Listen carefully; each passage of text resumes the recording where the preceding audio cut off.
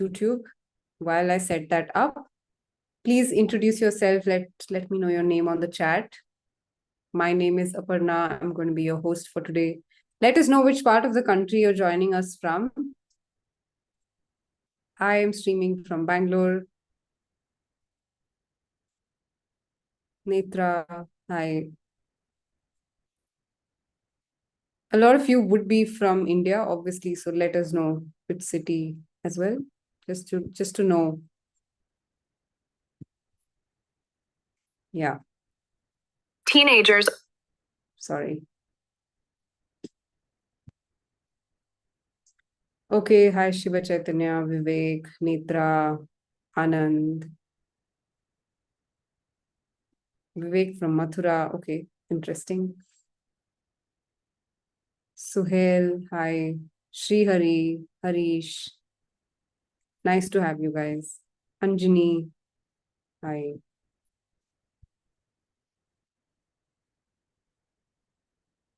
Yes, Ibrahim is joining us from YouTube. Nice to have you as well. The others joining us on YouTube, let us know where you're joining us from. Yeah, so I'm sure all of you are here to understand your roadmap into cybersecurity. You want to know how our IIITB course is going to help you get a job, get an entry into the domain. I'm sure you want to know that, but just to quickly help you understand what we are going to cover today, we are going to help you understand why cybersecurity is in demand, okay, and where to start if you are an aspirant. Again, like I said, you might be wanting to get into the domain, but you don't know where to start, what exactly you should be focusing on, what should your path be, as in which domain in cybersecurity you should be choosing, right? And also we'll break down the IIITB Advanced Executive Program in Cybersecurity for you and help you understand all the concepts, all the modules that we'll be covering. And later on, we'll take you through the career opportunities that cybersecurity domain has and how these are evolving. And towards the end, we'll talk about the enrollment steps and we'll wrap it up with the Q&A. Okay, so in case you've got questions for us, please put them on the Q&A box. If you've got questions for Professor Sridhar, I will introduce him to you shortly. But in case you've got questions, please put them on the Q&A box. Yeah, right? And ensure that all your conversations, questions are all relevant to what we're discussing. Okay, and of course, these can be about how you can switch. You've done some homework already, but you don't know what else to do. Anything related to the scope of the session would be great. Okay. And towards the end, there's going to be a poll which will ask you your name to submit for the webinar certificate. So stay till the end for the poll. Okay. And you might have questions about whether this session is being recorded, whether you will receive a recording. The answer is yes, you will receive the recording. And so just a minute. You'll also receive, Professor Sridhar, I think I can see you now, if you can. Yeah. Yeah, all right. So if you can, so everyone else, if you can stay till the end, you will understand how you will receive your certificate and the recording, and of course, your roadmap to enter the domain of cybersecurity. All right. So if these ground rules are clear, I'm just going to quickly go ahead and introduce Simplilearn to you. I'm sure all of you have heard about what we do, but just like a quick summary for anyone who's new. We've touched more than 8 million careers worldwide, people across 150 plus countries. And we've got 50 plus global partnerships with leading universities and organizations, IIIT Bangalore being one of them. We've also got partnerships with the leading IITs, organizations like Microsoft, AWS, IBM, Google, and also some universities abroad. Purdue, University of Michigan, Professional Education, UCSD, Extended Studies, and VT Continuing and Professional Education. So we've got partnerships with the other universities as well. So in case you do want to check out our portfolio of courses, do head to simplylearn.com.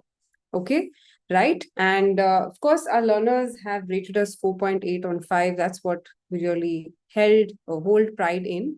And a lot of them have completed our courses and also gone on to have salary hikes, improvements in their remunerations, right? So that's what we're really proud of. So with this, let me introduce Professor Sridhar to you. So he's a professor at IIIT Bangalore, and he's got expertise in IT and public policy and specializes in telecom regulation. He's also the author of multiple books, and has, including his works published in Oxford University Press and Springer again, with focus especially on telecom and data regulation. He's taught in institutions across the world in the US, Finland, New Zealand, and also, of course, India. So it's great to have you here, Professor. You've also published so many articles, and I know that there's a page where people can look you up. So probably I'll share the link so that they can know a bit more about you. But I'll hand it over to you for your introduction. So thank you, Parna. So welcome all of you to this particular webinar. We are going to give you some career advice on cybersecurity, which we IIIT Bangalore and Simplilearn run, and this is called the Advanced Executive Program in Cybersecurity. So you will get to hear from us. So I am the professor in charge of continuing professional education at IIIT Bangalore. And I look after all the online programs that are offered by the Institute. And of course, the cybersecurity program that is being offered by IIIT Bangalore and Simplilearn is one of our flagship programs. We have been running it for the last 5 years, and we are very happy with the outcome of this particular program. So I will discuss about more about this particular program later on. Over to you, Aparna. Right. Yes, definitely. So we're going to be talking about this program in detail. But before that, Professor, I think it's good to know the audience a bit. So just like how we introduced ourselves, I'm going to launch a quick poll that will help us understand the learners a bit more. So maybe you guys can let us know your answers on the poll. And in case you're joining us on YouTube, Ayan, Ibrahim, everyone else, if you can introduce yourself, let us know your professional background. That will be great. Okay. Yeah, everyone else on the chat, thank you so much for introducing yourselves. We are now looking for responses on the poll. There are 2 questions, one asking you which is your job function, and second, whether you're a fresher, how many years of work experience you have. Okay. So remember, for attending this webinar, you don't need experience. We will talk about eligibility criteria for the course later. And I think you guys can take a few more seconds. Just going to end the poll right here and share these results. So, Professor, you should be able to see that 70% of them are actually freshers. And I'm assuming they're all students in tech-related courses. Okay. Okay. Got it. Right. So I think we'll jump right in the session and probably understand what is the demand like for cybersecurity professionals, and how do you see this growing in the next few years? Maybe you could share your thoughts there. Yeah, thanks, Aparna. So as you can see in the newspapers every day, there are cybersecurity breaches. Security breaches happen every day, right? And we have seen some of the very important breaches, very devastating breaches that took down critical infrastructure, such as, for example, gas pipeline, electricity, and so on. So this is becoming a very important area, not only for businesses, but also for government and also for ordinary citizens like you and me, right? So, for example, we have been having phishing attacks, ransomware attacks, and things like that, digital arrests, for example. And these are some of the things that we as citizens also are experiencing. And this particular area is very vast. And there are a lot of job opportunities. In fact, if you look at some of the statistics that has been given on the slide, so the job openings in cybersecurity area are growing exponentially.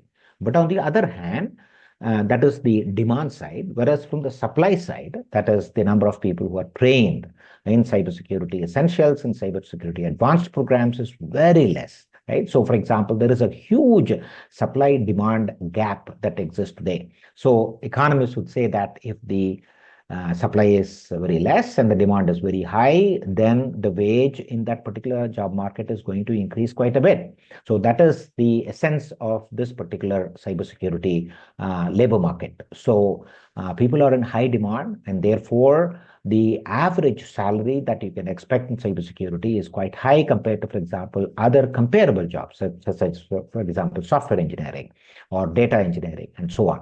So definitely there is a growing need for qualified professionals in the area of cybersecurity, and that is one of the things that we want to fill this gap, right, through this particular program. Next one, Aparna. Yeah. So why is yeah. this demand coming up? Yeah.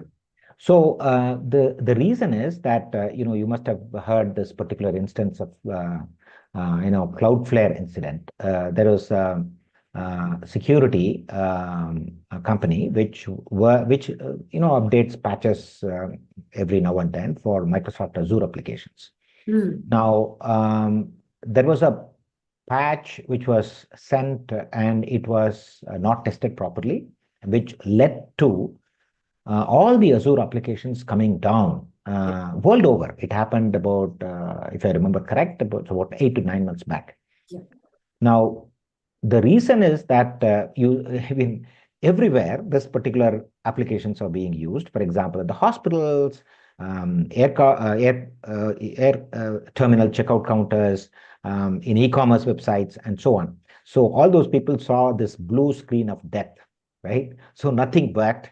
Everything came to a standstill, and the estimated loss because of this outage is supposed to be in hundreds of billions of dollars.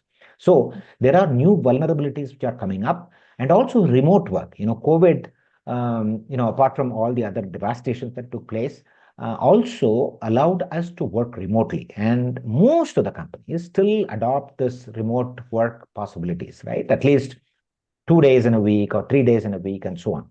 So this remote work has to be done in a very secure environment. Of course, these companies, businesses use something called as a virtual private network in order to make sure that the remote work is done very securely, but still it creates a lot of new vulnerabilities.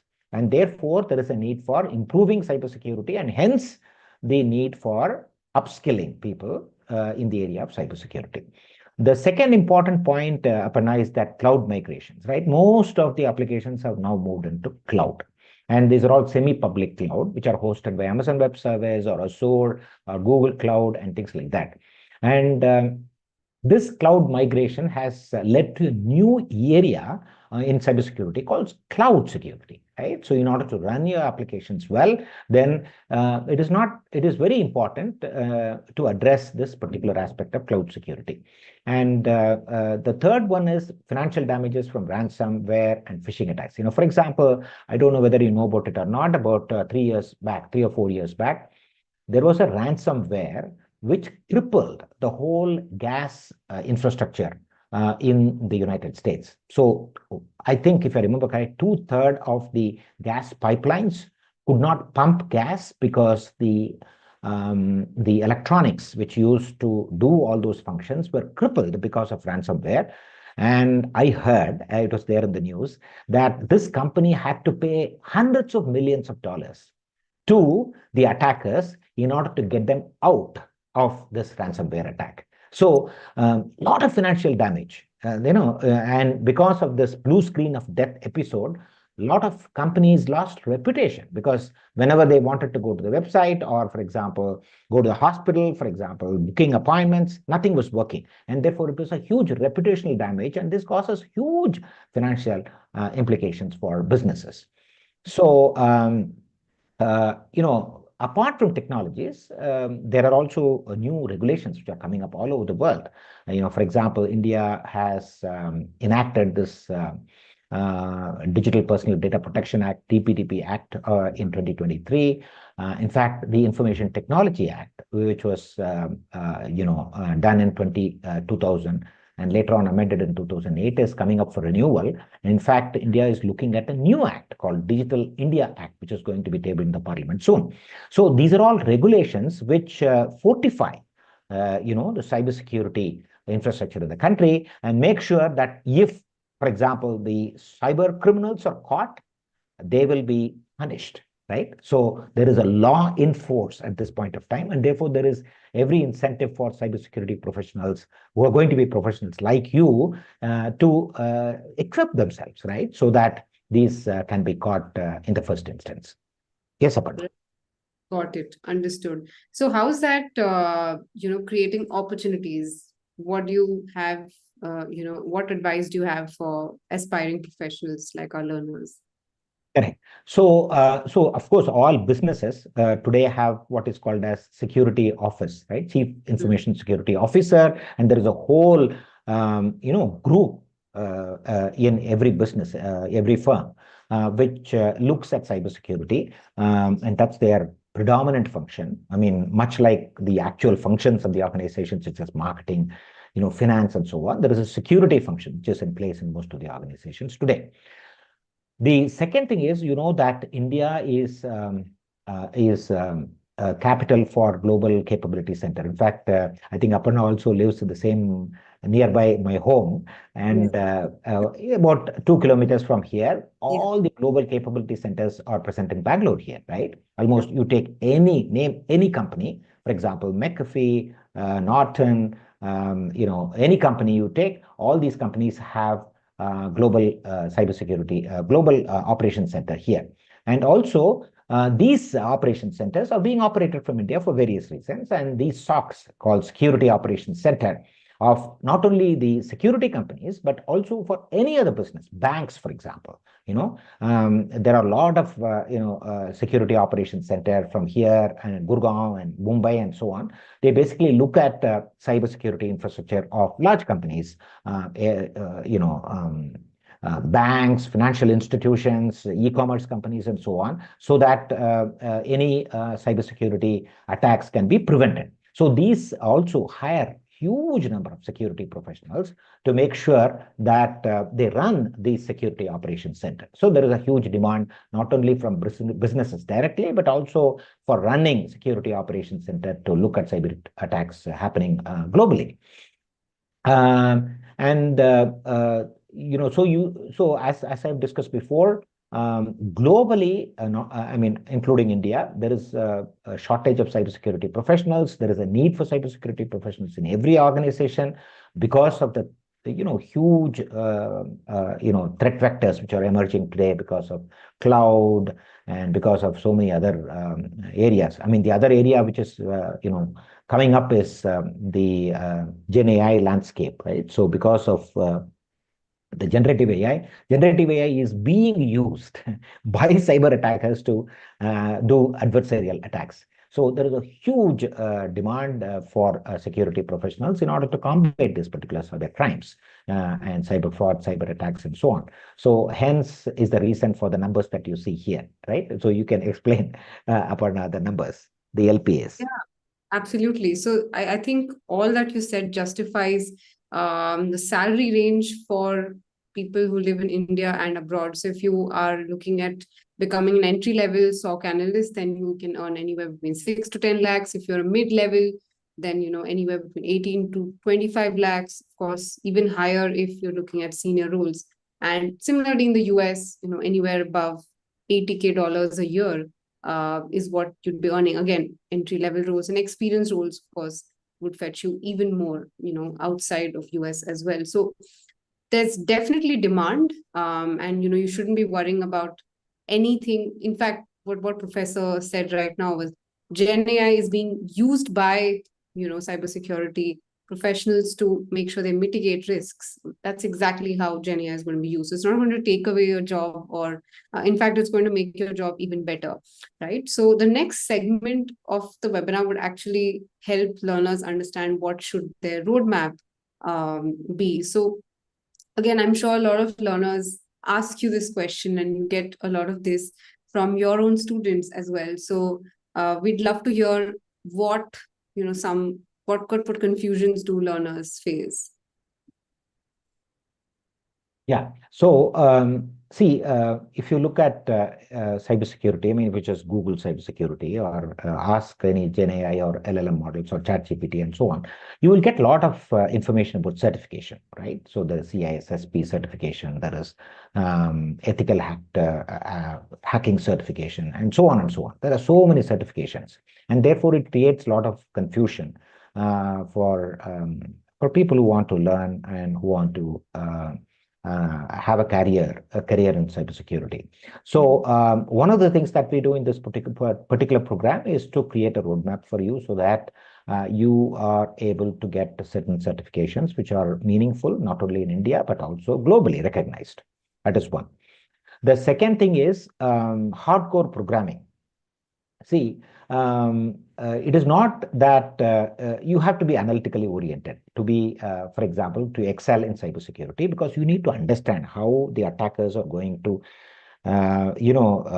use these vulnerabilities, threat vectors, and so on, and therefore act correspondingly. You have a lot of tools today, right, in order to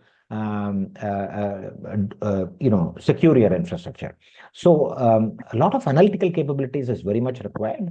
But today, programming for cybersecurity is not really warranted. It's not really required. Of course, there is a huge area called secure programming. If you're actually developing a lot of applications, then you have to make the application secure proof. And therefore, there is a whole area called secure programming, which we don't focus here because we want you to be experts in cybersecurity, right? So we will teach you all the tools, techniques, and the analytical mindset that is required in order to combat cyber crimes. And also the last one is there are a lot of online courses, but you can pick up any course today from the website and you can listen to videos and so on. But this program provides you with a structured learning approach, right? So that you go from one topic to the other topic in a structured way so that you have the concepts and then the concepts move across areas, and then it is very well structured. And therefore, this gives you the comfort of learning, right? Learning and then being productive. Absolutely. I think we'd love to hear from learners what sort of barriers do they have? Do you feel you're confused about which certification you should take, or you're worried about where to start, or you're just having an overload of information on various tutorials that you should refer? Whichever is your concern or barrier, 1, 2, or 3, just let us know on the chat. Maybe, yeah. Overload of information definitely is probably the biggest contributor. Lack of practice, yes, we'll also talk about that and how the program helps you with this. And we're also getting a bunch of questions on the Q&A box. We'll address that shortly. But yeah, theoretically, cybersecurity, practically, it's different. Yes, so a lot of questions are actually related to how the program is structured. So maybe we should start with that. Professor, you could just give like an outline of what the program and how the program is built and how the learners should use it as well. Then we'll talk about curriculum. Yeah. So the first one is building strong fundamentals, right? So, for example, when you're talking about information security, you need to know enough about operating systems, communications, because network security is built over communication protocols and layers. So you need to understand that. And then the basic security concepts, right? So how to protect, what are the different ways of protection, what are the different types of security threat vectors. So all these things provide you a good fundamental, strong concepts. Of course, what is an application, how to build an application, and things like that are very important. So we build strong fundamentals. And then once we build the fundamentals, then we expose you to a lot of tools, right? So tools and lab exercises using which you will learn, for example, if you're learning about network security, see what are the tools that you should use in order to make sure that the firewalls exist and how to do firewall configuration and things like that. So you will have hands-on experience using a lot of tools. Then you also learn by applying skills in the area of a very important area, vulnerability and penetration testing. So VAPT, as it is called, very important because you build a security infrastructure, but you also have to maintain it, right? You have to monitor. You have to keep on monitoring using some testing, and these you will be exposed to that, and then you complete the whole life cycle, right? So you assess what your security risks are, build a security infrastructure, and then you constantly monitor. And then if any vulnerability is found out, you go back and using the feedback in order to improve your security controls. So we'll take you through the whole security development life cycle. And then also we'll also align you with some of the well-known global certifications about which we'll discuss later on.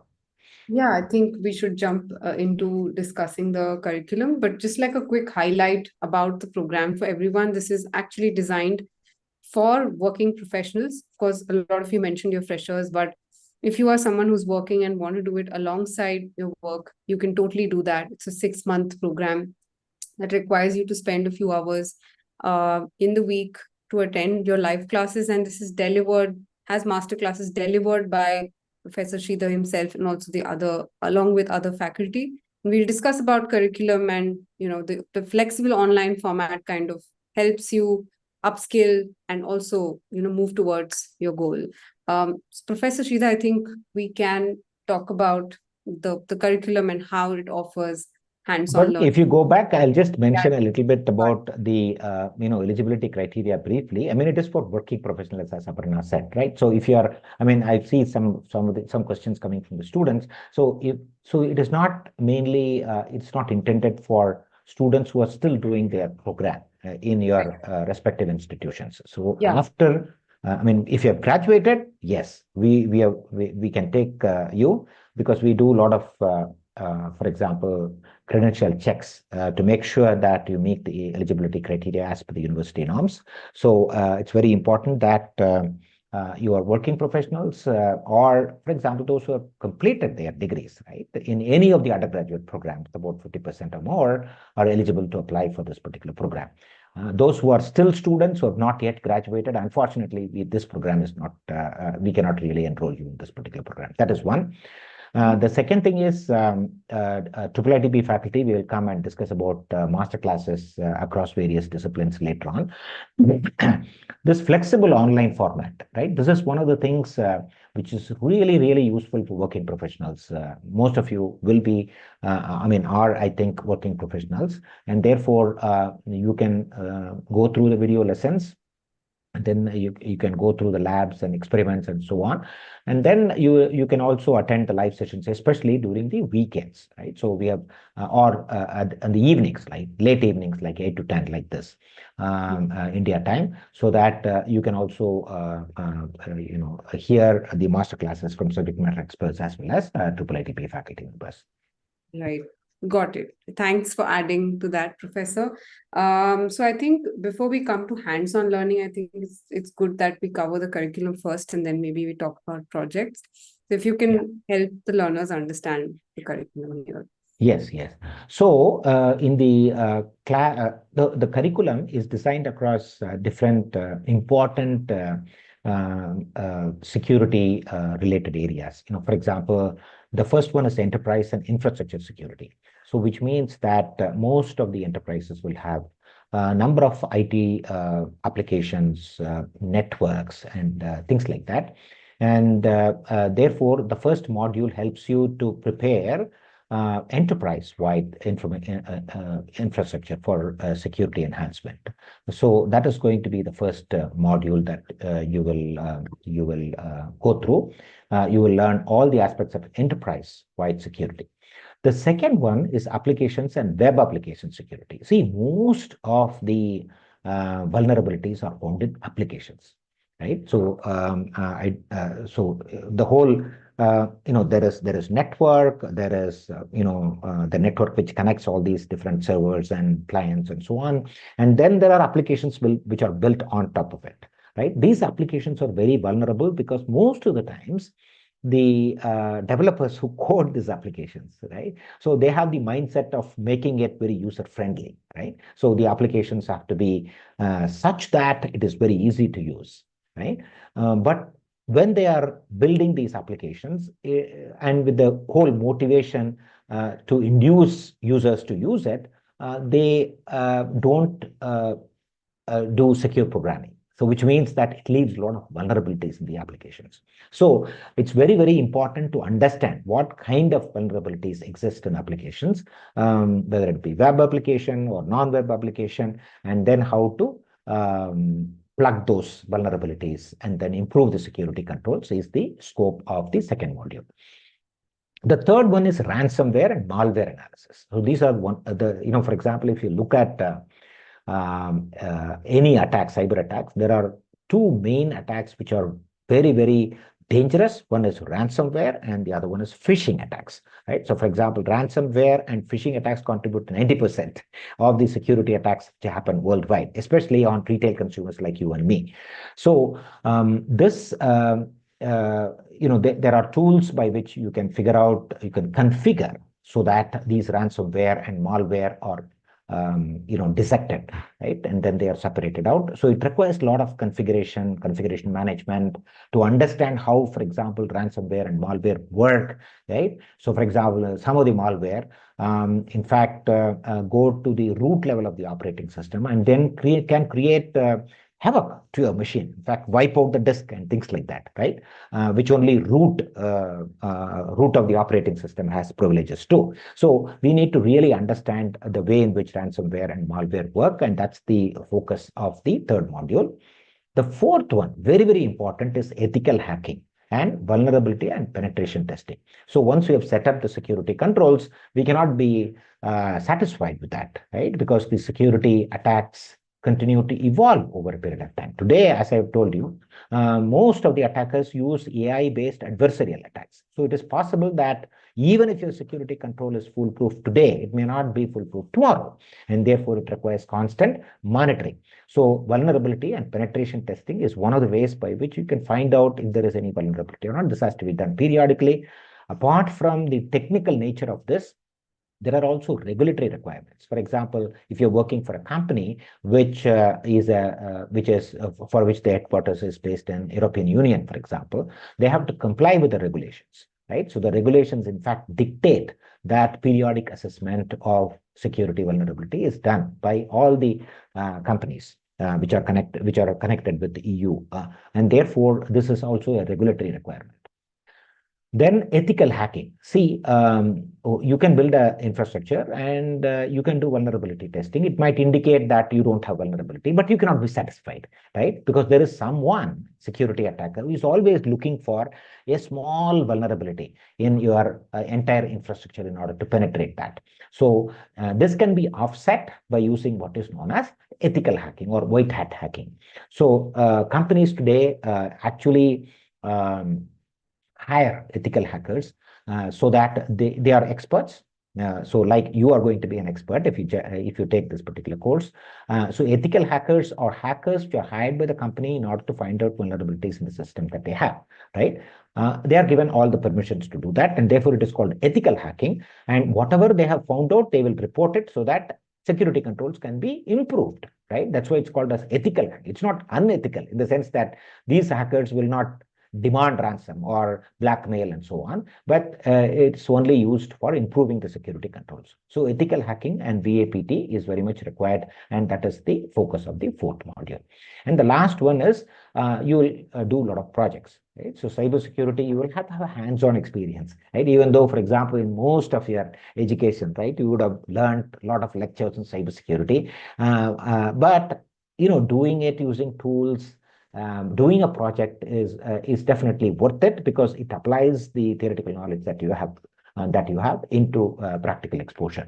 So you will get to do a lot of a capstone project. There's a big, large capstone project that you'll do towards the end of the program, which combines all these concepts and then make you, use tools and other software in order to make sure that you put it to practice, right? So these are the ways by which we have designed the curriculum.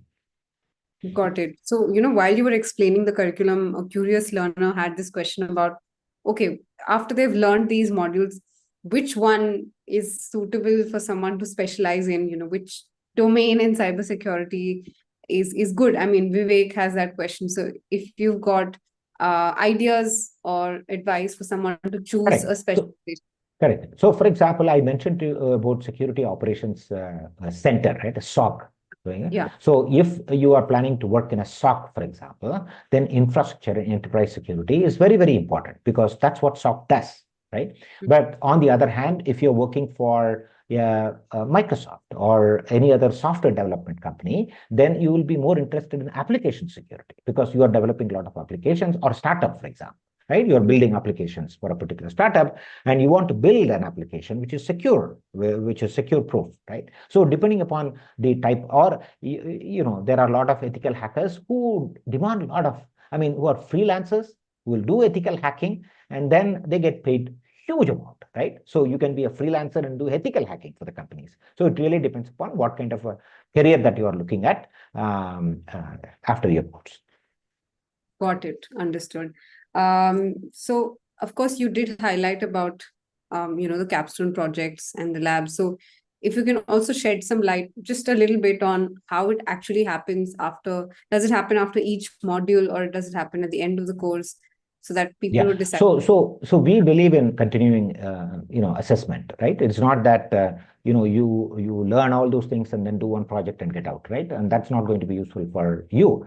And therefore, these small assignments and lab experiments are spread throughout the program. Right? The capstone project, of course, comes at the end, but these practical labs using industry standard tools, right? So the tools which are probably you will use, and they are all there, and these assignments are given as part of each course. So the whole program is divided into modules, as you have seen, and then each module will have sub-modules. And then when you go through each module, there will be a lot of practical lab exercises. Right, and therefore you will get trained in all these things throughout the particular program, and of course you will end up doing a big capstone project at the end. And there are always we simulate. For example, in this particular program, we simulate a lot of real world problems which are handled by Security Operations Center, for example. Right, so real vulnerabilities are injected, security attacks are injected, and therefore you have to respond to the simulations in your lab exercises. Got it. So also, Professor, it'd be great if you can definitely talk about and highlight how learners will get the IIITB credential on their profile, and a little bit about IIITB as well. Yeah. So, we, IIITB, along with Simplilearn, has been offering this particular program, an advanced executive program in cybersecurity, for quite some time now. See, this particular program is going to combine the expertise of the faculty in certain areas, plus the subject matter experts who are part of Simplilearn, to give you practical exposure to combating cybersecurity. So it blends, for example, both academic, regular classroom teaching with practical hands-on experience. That's how we have designed this course. So in this particular program, of course, there will be master classes which will be taken by IIITB faculty. In fact, so we have had very good attendance, very good feedback regarding these master classes. And these master classes are very focused on certain domain. For example, we have world-class. In fact, I am glad to say that we have world-class cryptographers in our faculty members, right? So we won't cover that much of detail about cryptography in your regular program, right? The course modules does not go into the details of cryptography. But cryptography is very important because crypto is something which protects information security. And therefore, you will have at least two of IIITB faculty members who will go into some details of cryptography. We have also an adjunct faculty who is very good in automotive security. For example, in fact, he is German and he has worked with Benz and Bosch earlier. and then he specializes in automotive security. For example, almost all the today's automotive, cars and other vehicles have a lot of electronics, right? And vehicle-to-vehicle communication is becoming very popular. In fact, I don't know whether you are aware of it or not. In the US, there's something called as Waymo, which is Google-owned company, which runs, for example, self-driving cars. You can see self-driving cars on the road, right? And so these automotives require a lot of security. Otherwise, it's like it's a safety precaution, right? So there can be no room for insecurity in automotive vehicles. So this particular faculty member will discuss in detail about automotive security. And of course, I deal a lot of things about regulations, because you also have, as cybersecurity professionals, need to know what are the requirements of, what are the regulatory requirements, so that you can be ahead of the curve when you are working with a particular company. So like this, we have divided a lot of, there is an expert on network security. For example, when you are building networks, what are the different things that you have to take care of, especially as we move towards 5G, 6G, and so on. So what are the security control mechanisms that you have for communication networks is handled by one of the faculty members. So like this, we have a specialized topics master classes, which will be held by IIITB faculty, along with the subject matter experts who will take you through the practical exposure to the curriculum. Got it. All right. And for learners wanting to know how their certificate is going to look like, so you can highlight that as well. Correct. Yeah. So IIIT Bangalore, of course, there are certain guidelines for graduation. So those will be there in the course booklet. So there is a minimum requirement for each course, as well as the CGPA at the end of the program. If I remember correct, it is 2.4 out of 4 is the minimum CGPA requirement for all of you to graduate. So you should, shoot at 4.0, not 2.4, right? So I'm sure that if you join the program, you will be motivated enough to have very high CGPA. In fact, we have seen it. The average, for example, one of the things that I want to talk to the prospective learners, Aparna, is the course completion rate. Course completion rate in our program is very close to 90%. So which means that those who are enrolled, 90% of them actually complete the program, right, within the specified duration. That's very high, very, very high. I mean, if you look at some of the other programs, including Coursera and some of the other competing platforms, it is not very high. So, but once you complete the program with the required CGPA, then you will get advanced executive program on cybersecurity from IIIT Bangalore. So it is we have Senate approved program. This is a Senate approved program, and we are a de novo deemed university. And once you complete the program, you will get this particular certificate of completion from IIIT Bangalore, which will be very much useful to you. But apart from that, you will also do some Microsoft course modules as part of this particular course. And you will also get an official Microsoft course completion transcript along with our IIITB faculty, IIITB program certificate. Right, absolutely. And also for learners, if you want to understand how you can access all of this after you've enrolled, there's a learning environment that's dedicated to you. You'll access all the live classes there. And let's say you miss a class, you're accessing the recording. All of your capstone projects and everything you will be able to access on this particular platform. And of course, at the beginning of each class, there's a cohort manager who will introduce themselves and take you through how you can utilize the session, what you can do after the session. So there's someone to handhold you for ensuring that you're making progress as well. And of course, passing on your questions to your trainers or the faculty as well. Of course, the course is a paid course. We'll talk about the fees in a while. And, definitely, like Professor mentioned, there are a lot of learners who, more than 94% of them have completed this course. So some of them have eventually gone on and taken up roles in the domains. You can check out their success stories on the page that I've shared. There are more stories apart from people whom you see on the slide right now. So do check out their profiles. Also, there might be a video for you to watch to help learners help you guys understand what their journey was, right? So just a quick thing on how you can become a part of the course. I think Professor has made it clear about the eligibility, so I don't think we have confusion there. You should definitely have an undergrad degree in place to even kind of be a part of the course. So how you can enroll now, let's say you meet these eligibility criteria, what you should be doing is you could head to the course page and give in your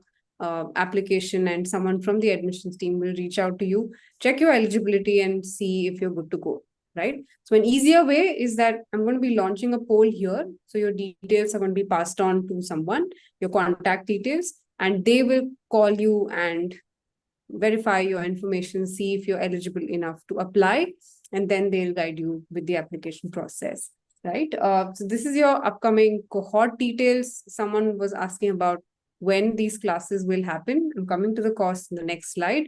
The next batch starts on the 27th of September.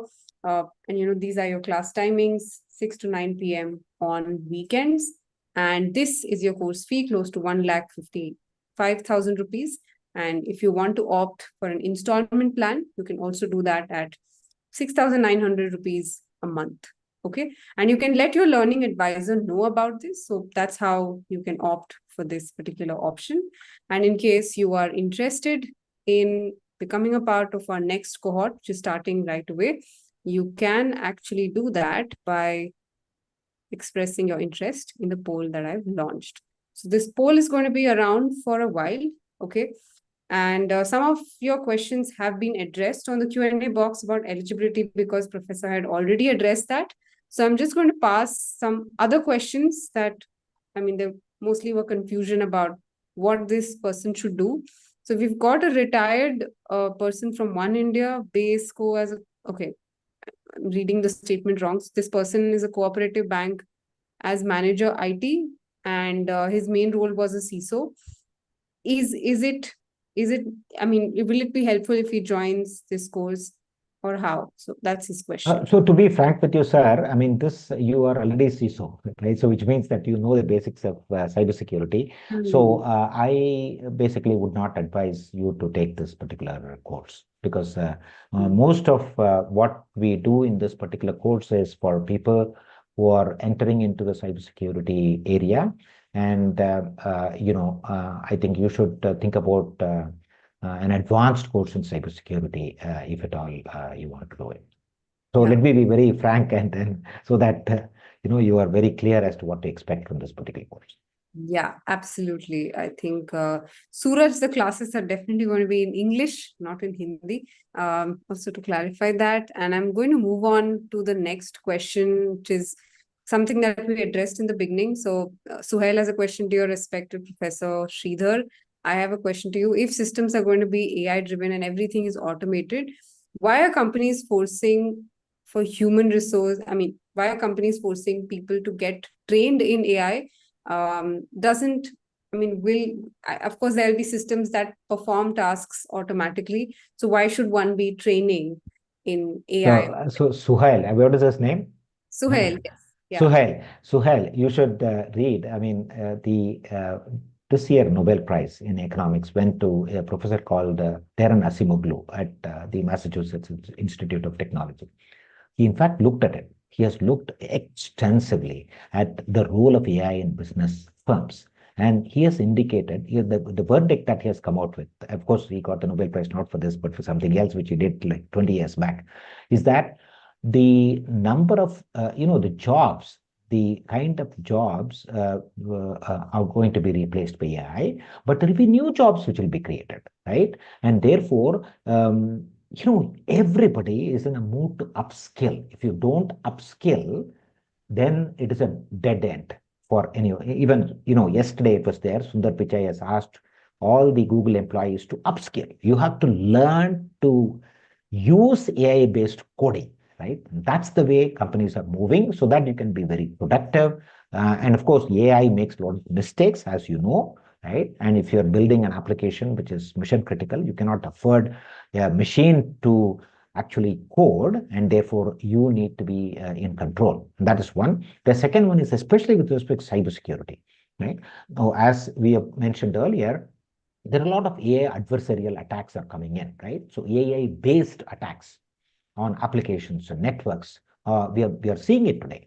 Now, how to counteract that? How to build a security control which can counter these attacks? You have to use the AI, right? Because otherwise, our human knowledge is such that it may be very limited, whereas the other attackers are using AI to do adversarial attacks. And therefore, in whatever situations you are, you have to live with the Gen AI based paradigm, and then you have to use it in order to improve your productivity and improve your skills and things like that. That's my answer. Got it. All right. So a few questions that are coming in, Professor, are also about not exactly after this course, but someone who is, trained, let's say, and is kind of aware about where they want to go. So are there some broad categories of roles that people can choose in cybersecurity? Yes, yeah. So there are different roles. For example, network security specialists or application security specialists, ethical hackers, or people who do vulnerability test. So these are all some of the entry-level positions that you can look at. And of course, as you move up in the organization, you also develop for example, security policies for the organization, and then how to, for example, put in tools and infrastructure together. As you move up, you move more from technical to policies, and then at the information security organization level, so you look at the security infrastructure throughout the organization. So that's the landscape for any security professional. So you start at the very basic level and then go up in the hierarchy. Yeah. Got it. Understood. I hope that addresses some of the questions that we have about internships and what job opportunities you can have. And also, Professor, I know you mentioned this in the beginning. You gave an example of, how gas pipeline system collapsed due to cybersecurity breach. So this person has this question: is it related only due to software or also hardware anomalies too? So I'm assuming the answer is yes. Yes. Yeah. Got it. Got it. So these are basically embedded software, right? I mean, the software which is embedded into hardware, and that makes all these physical systems work. It's called cyber physical systems work, right? So if the software is attacked, then the hardware in which it is embedded also will not work, right? Or will malfunction. And that is the reason for this particular catastrophe. Got it. Got it. Somnath has a question. Okay, he has recently joined a tech company, has been allotted the cybersecurity division. Definitely the course will help because it covers all that you need. Upskill yourself. Yeah. All right. Which area of cybersecurity is best for beginners? I know you get a lot of this, but maybe you could answer this question for this particular learner. Yeah, so see, network security, application security, these are some of the fundamental things that everybody has to know.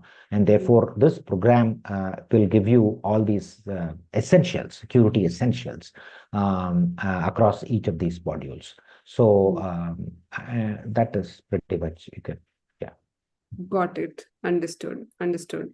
So I think with that, we've addressed some really fundamental questions about what you should do, how you should get started, and of course, how the domain looks like. I think we've covered that enough in the session. So in case you're confident, you're good to go, you want to get started, click a yes on the poll and talk to a learning advisor. They will reach out to you sometime tomorrow morning.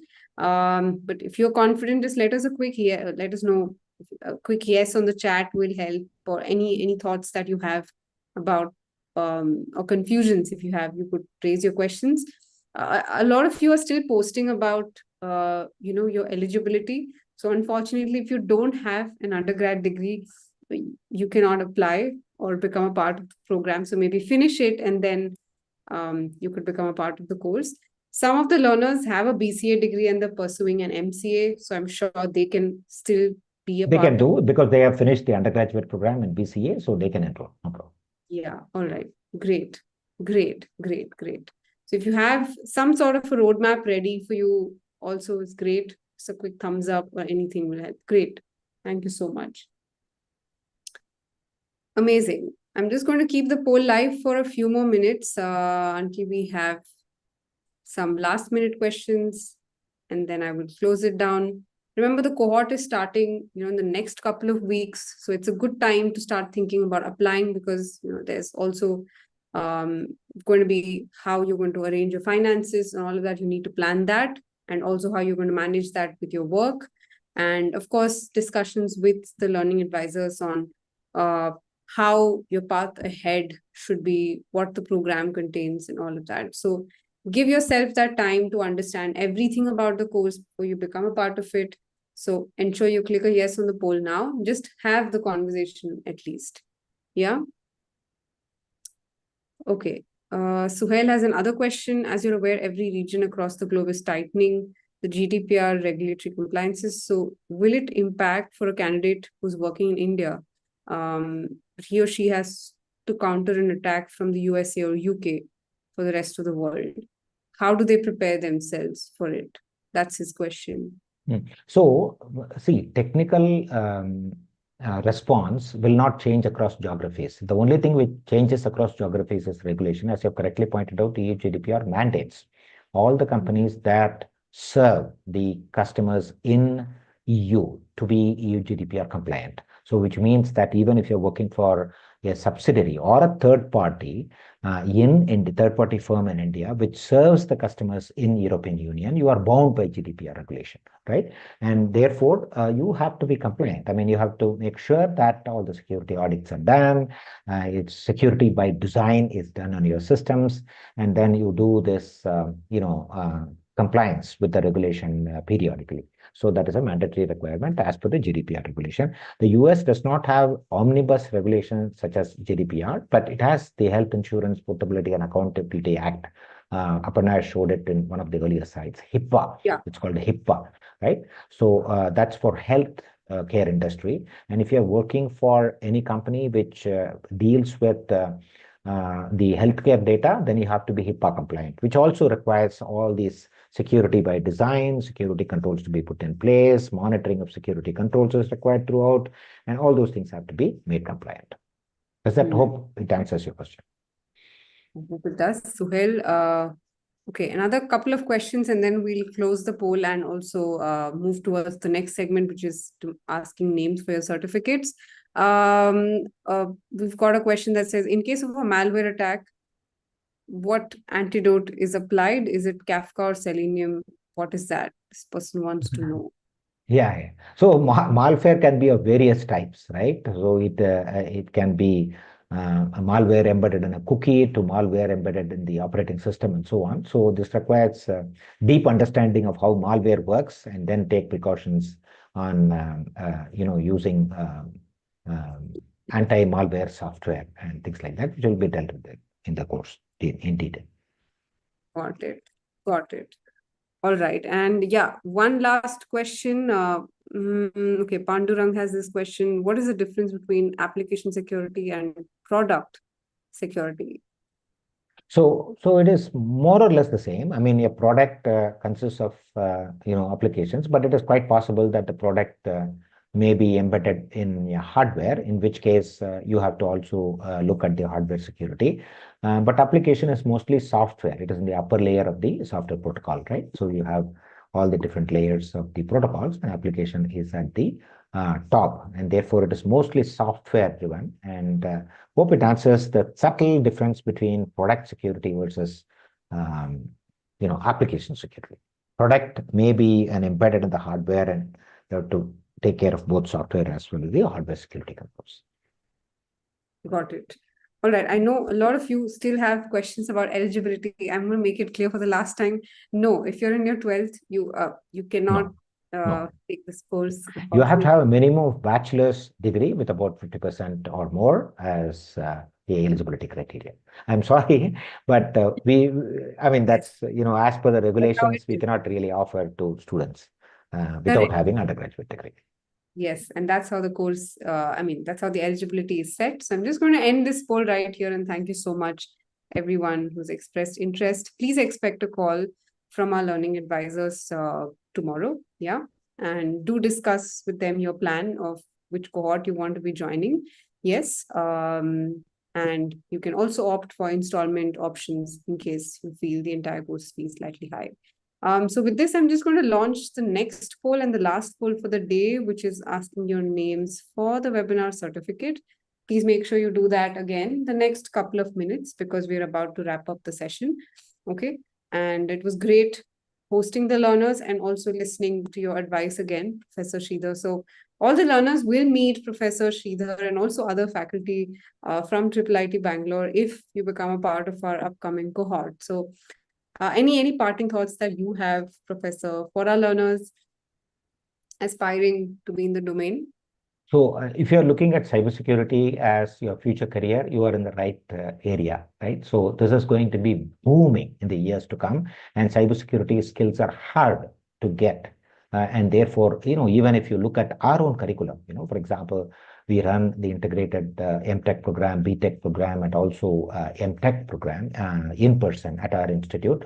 We do not have faculty members to teach cybersecurity courses, right? Not many. This area is devoid of skill and expertise, right? So what I mean to say is that this is a very important area, and it will get much more attention in the years to come. And therefore, if you're looking at cybersecurity as a career, then you have the world at your feet. Right. Great advice. Great words of motivation to get started, I think.